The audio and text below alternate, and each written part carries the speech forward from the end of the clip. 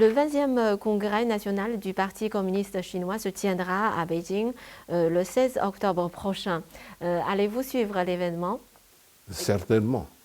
J'ai suivi à temps plein le 19e, dont le livre est là exposé. Et le 20e congrès serait certainement riche en initiatives et en vision pour la Chine et pour les pays amis et les pays partenaires.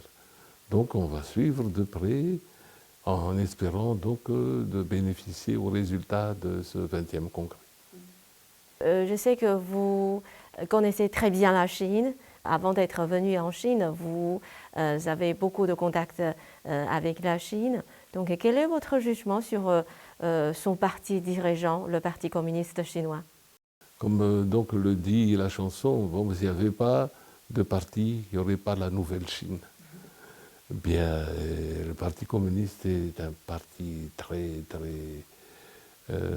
visionnaire, d'ailleurs dirigé par tous les visionnaires, les grands dirigeants du pays, et donc ça continue à avoir donc des influences positives pour la Chine, mais qui pourraient aider aussi dans cette vision d'aider les autres pays par des idées, des idéologies et par la sagesse chinoise du Parti communiste. Quelles observations faites-vous sur le système politique et démocratique chinois? Et je pense, bon, tout le monde parle de démocratie, mais en réalité, la démocratie sans réalisation, eh bien, ce n'est que mots perdus en l'air.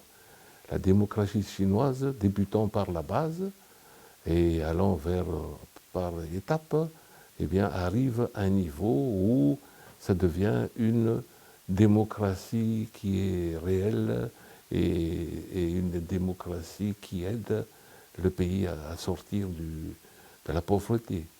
Actuellement, il y a plus de 800 millions qui sont sortis de la pauvreté et il y a un peu plus, et nous rentrons dans la classe de moyenne aisance de la Chine qui va aller certainement avec la résolution du 20e congrès vers une modernisation du Parti communiste et de l'idéologie socialiste. Ça va être un socialisme moderne à la chinoise.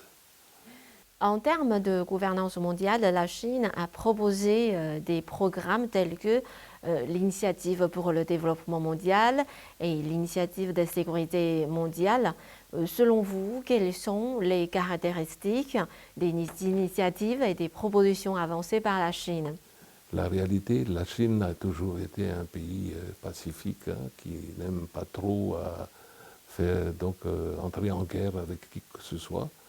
La Chine n'a jamais été un pays colonisateur, mais plutôt un pays partenaire.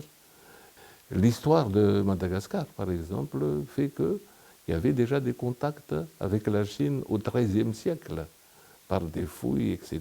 Et la Chine n'est pas venue coloniser Madagascar. Et ces échanges-là datent de très longtemps et d'une façon vraiment efficace. Je remercie, comme je vous ai dit, la sagesse du président Xi Jinping, mais on peut prendre dans ce que la Chine fait, et on peut prendre les bonnes pratiques et mettre par exemple aussi un socialisme à la malgache moderne pour pouvoir développer et donc se retirer de la pauvreté pour qui chez nous c'est encore très grande. Donc avec les meilleures pratiques, on peut voir et puis on peut lancer une bonne idéologie et de quoi faire au point de vue politique.